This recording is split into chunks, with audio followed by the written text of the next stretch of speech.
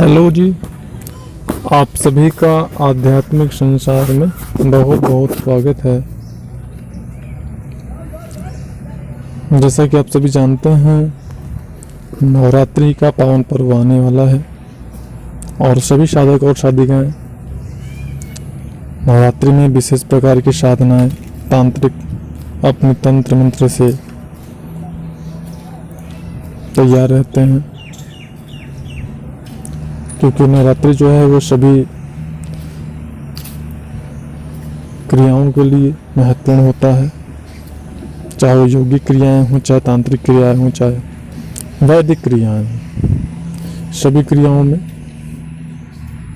आध्यात्मिक लाभ प्राप्त होता है। तो जिन्हें भी साधना करनी है, आगे हम महालक्ष्मी योगिनी साधना की भी जानकारी देंगे और जहाँ पर हम थोड़ा सा महालक्ष्मी योगिनी साधना पे 2 शब्द बोल रहे हैं, आप लोगों को संक्षिप्त रूप से जानकारी प्रदान करने के लिए कि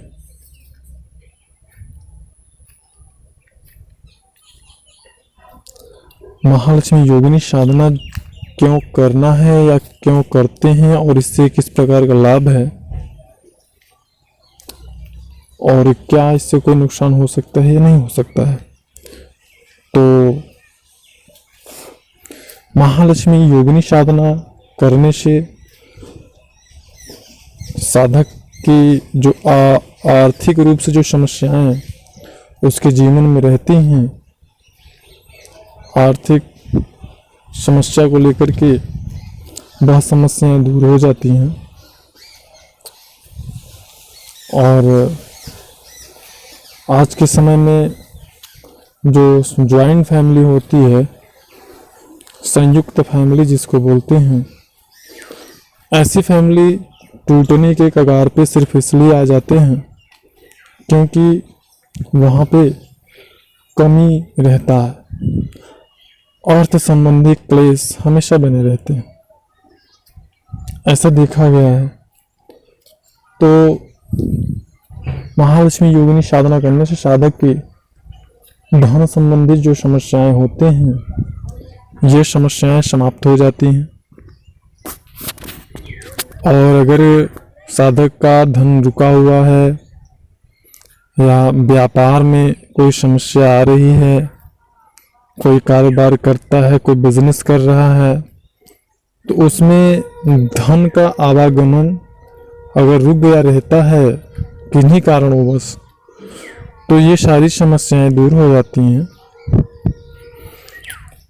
और भी बहुत सारी जानकारी हैं जो हम अपने आने वाले वीडियो में प्रकाशित करेंगे।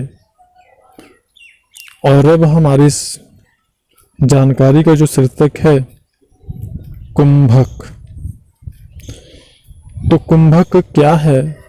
साधनाओं में या योग में या आध्यात्म में कुंभक का महत्व क्या होता है,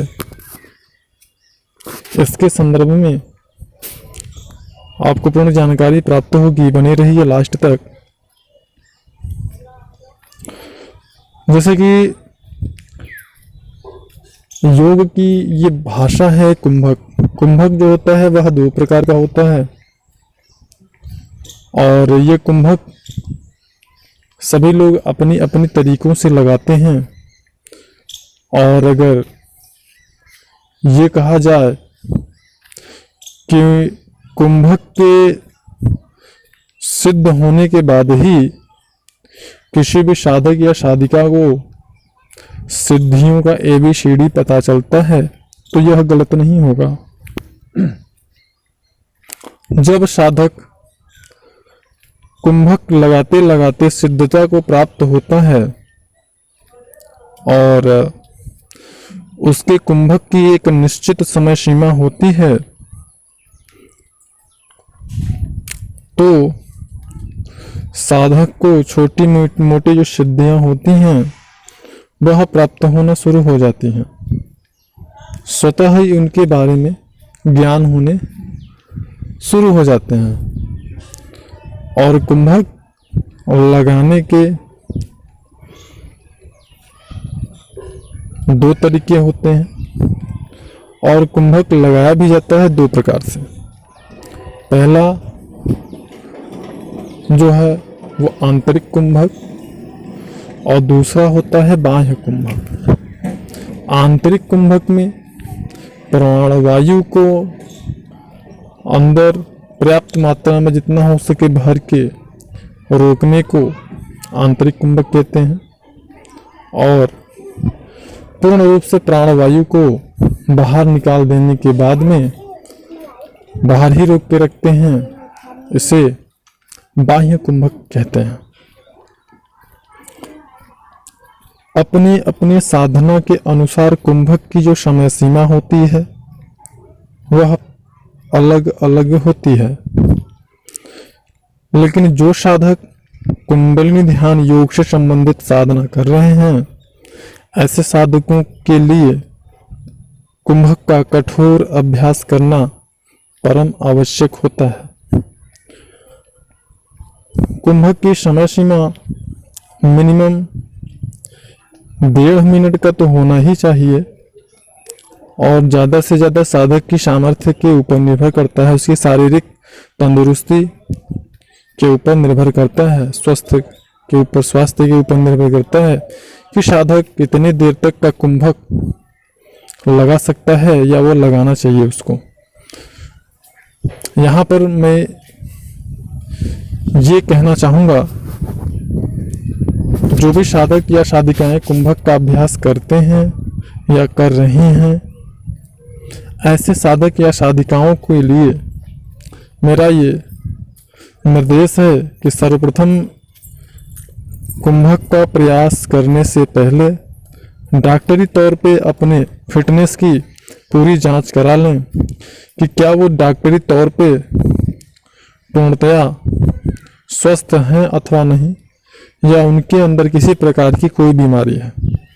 जिनको उच्च रक्तचाप की या निम्न रक्तचाप की समस्या है, यानी बीपी ब्लड प्रेशर की लो या हाई, या फिर थायराइड या शुगर जैसी समस्याएं हैं, या दिल से संबंधित कोई समस्या है, अस्थमा वगैरह की कोई प्रॉब्लम है, ऐसे व्यक्तियों को कुंभक का अभ्यास बिल्कुल नहीं करना चाहिए।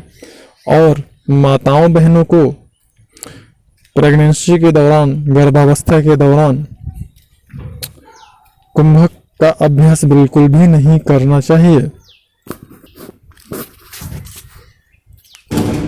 इस दशा में कुंभक का अभ्यास करने पे जो शिशु होता है उस पर गलत प्रभाव पड़ता है, उसकी वह यहाँ तक कि वह नष्ट तक हो सकता है।